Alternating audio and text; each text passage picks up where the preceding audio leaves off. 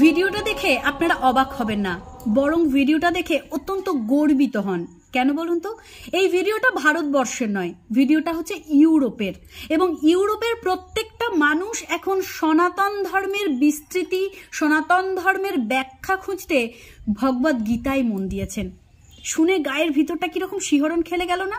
অন্তত আমার মনে হয়েছিল ভারতবর্ষের বাইরে একটা ইউরোপ মহাদেশ, যেখানে ভারতবর্ষের মানুষদের হয়তো সেভাবে বসবাস নেই, সেই রকম একটি জায়গায় এত এত মানুষ শুধুমাত্র গীতার সাধনায় মগ্ন। অসাধারণ একটি দৃশ্য আমি লক্ষ্য করতে পারলাম এই ভিডিওটিতে। শুধুমাত্র তাই নয়, এই মানুষগুলো একটাও কিন্তু এই ভারতবর্ষে যেমন অনেকেই বলেন মূর্খ মানুষেরা ধর্ম প্রচার করে আর মূর্খ মানুষেরাই ধর্ম পালন করে, এই ইউরোপের একটা মানুষও, যারা এই ভিডিওতে বসে রয়েছেন, একটা মানুষও অশিক্ষিত নন। প্রত্যেকেই ওয়েল এডুকেটেড এবং শিক্ষিত সম্প্রদায়। এবং এই সমস্ত শিক্ষিত সম্প্রদায় বেছে নিয়েছেন শ্রীমদ্ ভগবদ গীতা তাদের জীবনের প্রসার ঘটাতে। কি আশ্চর্য রকমের সুন্দর একটি দৃশ্য আমরা দেখতে পেলাম।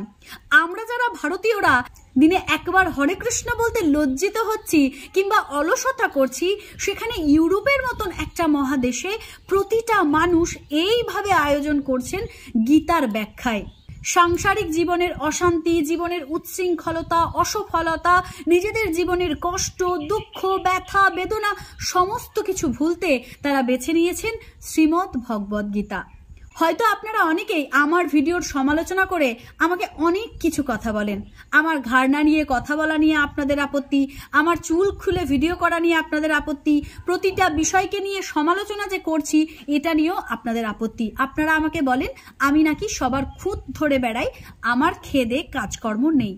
হ্যাঁ, একদমই ঠিক ধরেছেন, আমার খেদে সত্যিই কোনো কাজকর্ম নেই। আর খেদে কাজকর্ম নেই বলেই আমি নিজের এই সময়টা ব্যয় করি এই সমাজে যদি একটুখানি হলেও পজিটিভ ভাইবস ছড়াতে পারি, এই সমাজে যদি একটুখানি হলেও ভালো কিছু ছড়াতে পারি, সঠিক কিছু ছড়াতে পারি। হ্যাঁ, আমি আপনাদের কাছ থেকে অনেক গালিগালাজ, খারাপ ভাষা পেয়ে এসেছি, তাতে আমার কিচ্ছু যায় আসে না।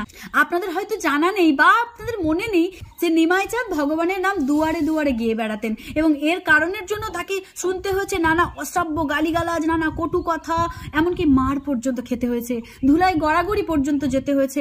তিনি তবু কৃষ্ণ নাম ছাড়েননি, তিনি তবু প্রচার করতে ছাড়েননি।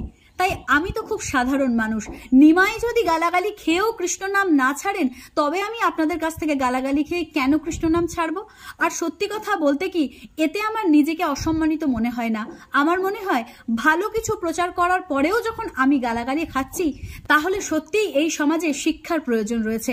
আর যারা আমার বডি শেমিং করেন, আমাকে নিয়ে নানা রকম কথা বলেন, আমার ভ্রুতে কাজল নেওয়া নিয়ে অনেকের বক্তব্য আমি পড়েছি যে আমি নাকি ভ্রুতে কাজল লাগাই কারণ আমার ভ্রু নেই। হ্যাঁ, নেই, এবং তাতে আমি নিজেকে স্বাচ্ছন্দ্য বোধ করি এবং আমি এটা মনে করি আমার যেটা নেই আমি সেটা নিয়েই সন্তুষ্ট। আমি কখনো নিজেকে নিয়ে অসন্তুষ্ট বোধ করি না।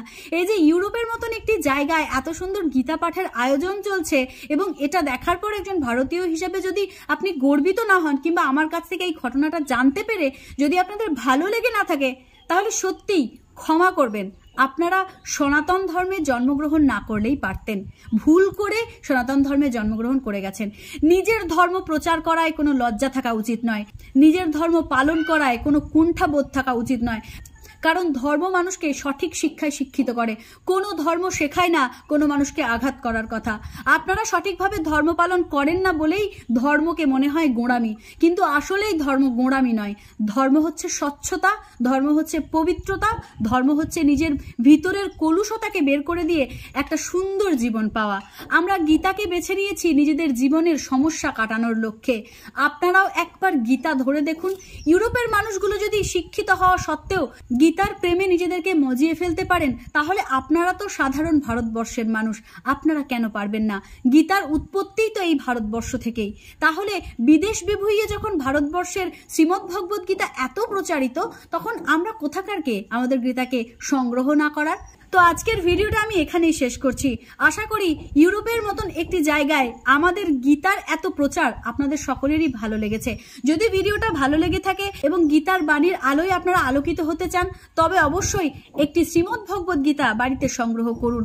পড়তে না পারেন অন্তত চোখ বুলান, এতেও অনেক মঙ্গল হবে। দেখা হচ্ছে নতুন কোনো ভিডিওতে, নতুন কোনো দিন। ততক্ষণের জন্য সকলে ভালো থাকবেন, সুস্থ থাকবেন। জয় শ্রীকৃষ্ণ, রাধে রাধে।